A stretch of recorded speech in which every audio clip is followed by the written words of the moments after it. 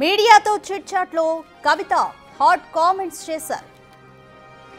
నా నాన్నకి నేను లేఖ రాస్తే మీకేంటి నొప్పి అంటూ వ్యాఖ్యానించారు. తెలంగాణ తల్లి విగ్రహం రూపురేఖలు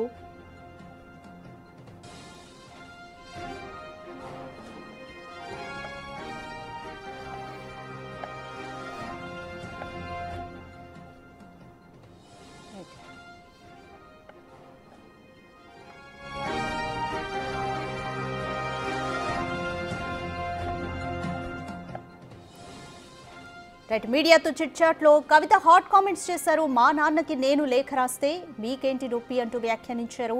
తెలంగాణ తల్లి విగ్రహం రూపురేఖలు మార్చినప్పుడు పార్టీ నాయకులు ఎందుకు మాట్లాడలేదు అంటూ కవిత ప్రశ్నించారు. మా నాన్నకి నేను లేఖ రాస్తే మీకేంటి నొప్పి అంటూ లేఖ లీక్ చేసిన వాళ్లను పట్టుకోమంటే నా మీద ప్రతాపం చూపిస్తే ఎలా అంటూ ప్రశ్నించారు. తెలంగాణ తల్లి విగ్రహం రూపురేఖలు మార్చినప్పుడు ఎందుకు పార్టీ నాయకులు మాట్లాడలేదు అంటూ కవిత ప్రశ్నించారు. దేశం బయట మీడియా సెల్ పెట్టుకుని దాడి చేస్తామంటే ఎలా అంటూ అన్నారు. బీఆర్ఎస్ లో కొంతమంది నాయకులు బీజేపీతో, కొంతమంది కాంగ్రెస్ తో టచ్ లో ఉన్నారన్నారు.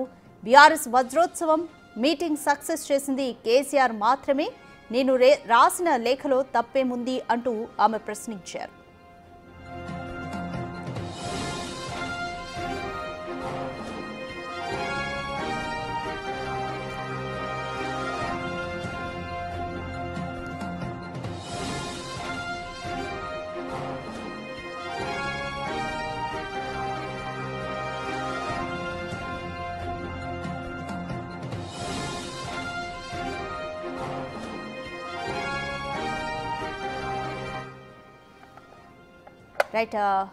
మీడియాతో చిట్ చాట్ లో కవిత హాట్ కామెంట్స్ చేశారు. మా నాన్నకు నేను లేఖ రాస్తే మీకేంటి నొప్పి అంటూ అన్నారు. అలాగే తెలంగాణ తల్లి విగ్రహం రూపురేఖలు మార్చినప్పుడు పార్టీ నాయకులు ఎందుకు మాట్లాడలేదు అంటూ ఆమె ప్రశ్నిస్తున్నారు.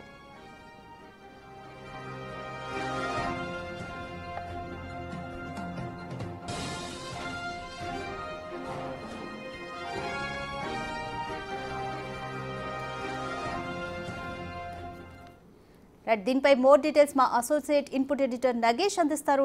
నగేష్, కవిత చేసిన కామెంట్స్ ని ఏ విధంగా చూడాలి? అంటే లేఖ ఎలా లీక్ అయింది అన్న దానిపై ఫోకస్ చేయాలి అన్నట్టే తన ఉద్దేశం అనుకోవచ్చా?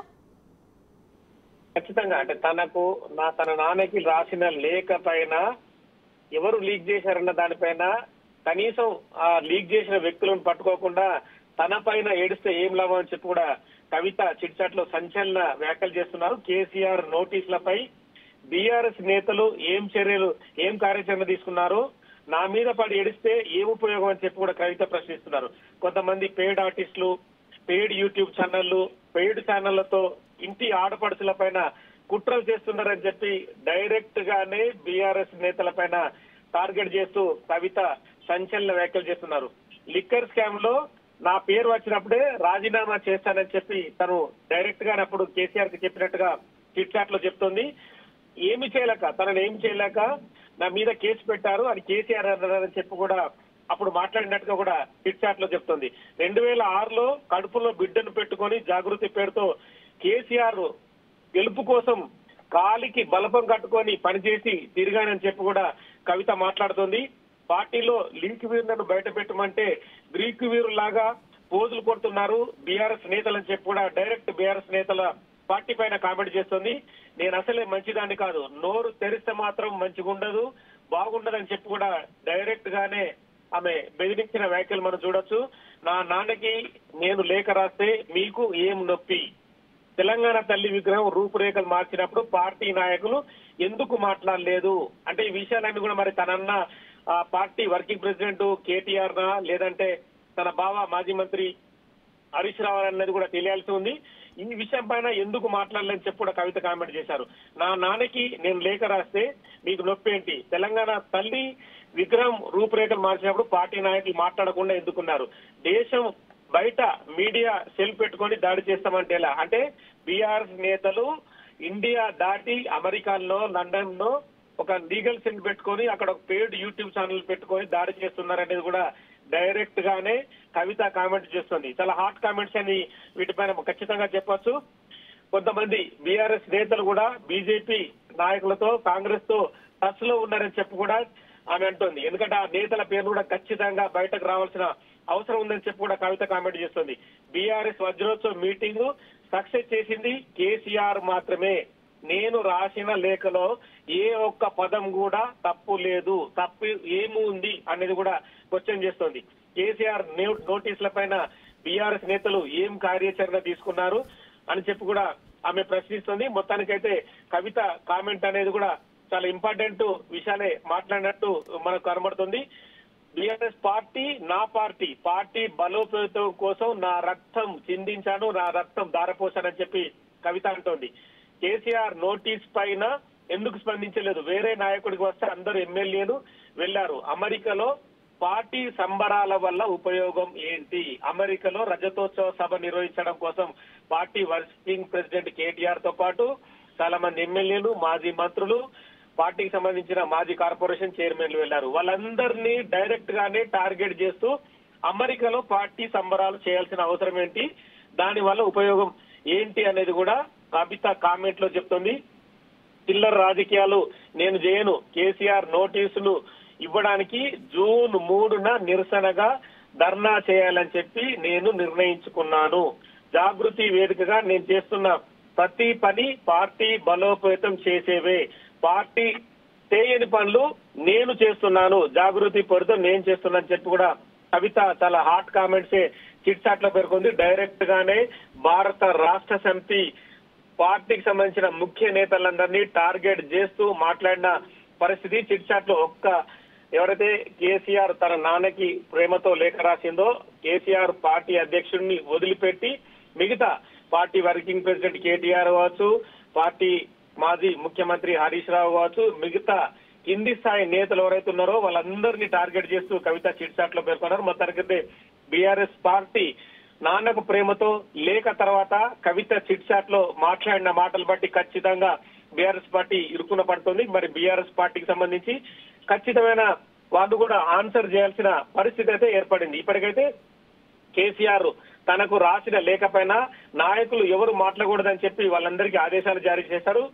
ఇందులో కేటీఆర్ తో పాటు మాజీ మంత్రి హరీష్ ని, మిగతా నేతలందరినీ కూడా లేఖ పైన ఎక్కడ కూడా నోరు విప్పకూడదని చెప్పారు.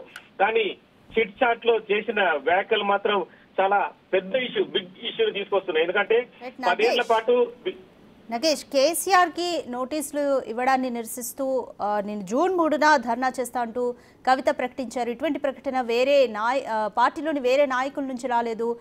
పార్టీలోని వేరొక నాయకుడికి నోటీసులు వస్తే అంతా కదిలొచ్చారు, కానీ కేసీఆర్కి వస్తే ఎందుకు కదిలి రాలేదంటూ కూడా ఆమె వ్యాఖ్యానించారు. సో ఇవన్నీ ఏ విధంగా చూడాలి? అంతర్గతంగా ఉన్న కొట్లాటను మళ్ళీ కవిత మీడియా ముందు పెట్టిందని అనుకోవచ్చా? ఖచ్చితంగా అనుకోవచ్చు. అంతర్గత విభేదాలు, బీఆర్ఎస్ పార్టీ ఇప్పటి వరకు కూడా సైలెన్స్ గా ఉంది, బీఆర్ఎస్ పార్టీ ఒక తాటిపైన నడుస్తుందని చెప్పి అందరూ అనుకున్నారు. ఎందుకంటే ఇప్పటికీ అధికారం కోల్పోయి 15 ఏళ్లు దాటింది. 15 ఏళ్లు దాటినా కూడా పార్టీకి సంబంధించిన లైన్ లో వాళ్ళు ఎక్స్ వేదికగా మాజీ మంత్రి కేటీఆర్, హరీష్ గాని వాళ్ళందరూ ఎప్పటికప్పుడు కాంగ్రెస్ పార్టీని, బీజేపీని టార్గెట్ చేస్తూ వాళ్ళు కామెంట్లు చేస్తున్నారు.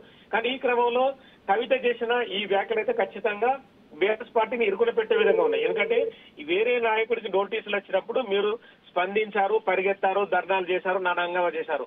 అదే పార్టీ సంబంధించిన అధ్యక్షుడు, మాజీ ముఖ్యమంత్రి కేసీఆర్ తెలంగాణ ఉద్యమాన్ని నడిపిన వ్యక్తిని నోటీసులు వస్తే మీరు అసలు కనీసం స్పందించకుండా హైదరాబాద్ అమెరికా వెళ్లి రజతోత్సవ సభ నిర్వహిస్తున్నారు. అంటే రజతోత్సవ సభను అంటే అధ్యక్షుడిని, పార్టీ అధ్యక్షుడికి కనీసం నోటీసులు వచ్చినప్పుడు ఇక్కడ కార్యాచరణ అనేది తెలంగాణలో ఏం చేయకుండా, అంటే రోడ్లపైన నిరసనలు కావచ్చు, ధర్నాలు కావచ్చు, ఒకవేళ ఈ కమిషన్ విచారించే క్రమంలో కమిషన్ దగ్గరికి వెళ్లి భారీ ఎత్తున ధర్నాలు నిర్వహించడం కావచ్చు, ఇలాంటివి ఏమీ చేయకుండా రజతోత్సవ మీటింగ్ల పేరిట అమెరికాలో వెళ్లి మీరు అక్కడ నానా హంగామా చేస్తున్నారు. ఆ హంగామా వల్ల తెలంగాణలో జరిగేది ఏంటనేది కూడా ఆమె క్వశ్చన్ చేస్తుంది. అంటే ఓవరాల్ గా ఖచ్చితంగా తన నాన్నని సమర్థిస్తూ మిగతా పార్టీ నేతలు, తన సొంత అన్నని, బావని, మిగతా అందరినీ కూడా బీఆర్ఎస్ పార్టీలో ముఖ్య నేతలు ఎవరైతే ఉన్నారో, మంత్రులుగా వెలిగిన వ్యక్తులు కావచ్చు, మిగతా కార్పొరేషన్ చైర్మన్ గా ఉన్న వ్యక్తులు కావచ్చు, పార్టీని కేసీఆర్ దగ్గర ఉండి చాలా మంది వ్యక్తులు కూడా వాళ్ళందరినీ ప్రశ్నిస్తుంది. అంటే కేవలం అధికారం ఉన్నప్పుడే పార్టీ వెంట నడుస్తారా? మీరు అధికారం లేని తర్వాత మీరందరూ కూడా రకరకాలుగా బయట ఉండి రాజకీయాలు చేస్తారా? అంటే మీరందరూ కూడా కాంగ్రెస్ నాయకులతో బీజేపీలతో టచ్ లో ఉండి మీ సొంత వ్యాపారాలు చేసుకుంటున్నారు, మీ సొంత ఇమేజ్ ని పెంచుకుంటున్నారు. తప్పితే పార్టీ లైన్ ని, పార్టీకి సంబంధించిన వ్యవహారాన్ని కూడా మీరు ఎక్కడా పట్టించుకోలేదని చెప్పి కూడా కవిత కామెంట్ చేసింది. ఖచ్చితంగా బీఆర్ఎస్ పార్టీని ఇవన్నీ కూడా టార్గెట్ చేసేవి. మరి అమెరికాలో ఉన్న కేటీఆర్ కావచ్చు, ఇప్పుడు ఇక్కడ ఉన్న హైదరాబాద్ లో ఉన్న మరి మాజీ మంత్రి హరీష్ రావు కావచ్చు, ఖచ్చితంగా దీనికి మరి ఏం సమాధానం చెప్పాల్సిన అవసరం ఉంది అనేది కూడా వాళ్ళ సమాధానాలు కూడా వాళ్ళ నుంచి రావాల్సి ఉంది. ఇప్పటికైతే కేసీఆర్ మాత్రం మౌనం వీయడం లేదు. తన ఫామ్ హౌస్ లోనే ఉన్నాడు. తాను ఏదైతే కమిషన్ ఇచ్చిందో, కాళేశ్వరం కమిషన్ ఇచ్చిన నోటీసుల పైన అటెండెన్స్ కోసం తాను అంటే వర్చువల్ గా అటెండ్ కావాలా, లేదంటే తను వ్యక్తిగతంగా అటెండ్ కావాలా, లేదంటే తనకు సంబంధించిన ఒక నివేదికను తయారు చేసి కమిషన్ కు పంపాలన్న దానిపైన ఆయన న్యాయ నిపుణులతో చర్చిస్తున్నారు. నిన్న మాజీ మంత్రి హరీష్ తో కూడా తన నోటీసుల పైన కూడా చర్చించారు. సో కవిత ఇలాంటి సందర్భంలో ఈ నోటీసులు వచ్చినాయి. ఈ రజతోత్సవ సభకు సంబంధించిన మొత్తం ఇష్యూ నడుస్తున్న సందర్భంలో కవిత మాత్రం బీఆర్ఎస్ పార్టీని ఇరుకున పెట్టే విధంగా ప్రస్తుతం అయితే చిట్ చాట్ నడుస్తుందని చెప్పొచ్చు. మొన్నటి లేఖ తర్వాత లేఖను మించి కూడా ఆమె కామెంట్స్ అయితే ఇవాళ ఉన్నాయి. రైట్ నగేష్, పత్రికల్లో నా మీద కథనాలు వచ్చినా కూడా పార్టీ నాయకులు ఎందుకు స్పందించలేదు అంటే ఇప్పటి వరకు కూడా ఆమె ప్రశ్నించారు. అవును, ఇది కూడా మనం సరిగా ఈ విషయమే బయటకు వచ్చింది. లెటర్ ఎలా లీక్ అయింది అనేది కూడా ఆమె బయట పెట్టమంటే కూడా దీనికి సంబంధించి కూడా ఇంతవరకు ఎవరు కూడా స్పందించలేదు. ఏ విధంగా చూడాలి?